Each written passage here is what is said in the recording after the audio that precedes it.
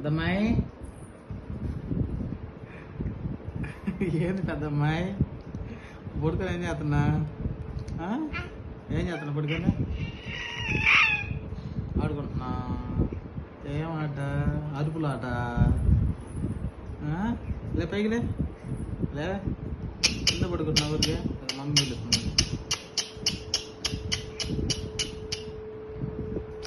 అట్లా చేతి లక్కీ చేతి అది చూడు నాలుగు పక్కకేసి ఎక్కిరెత్తున్నా మమ్మీని ఎక్కిరెత్తున్నా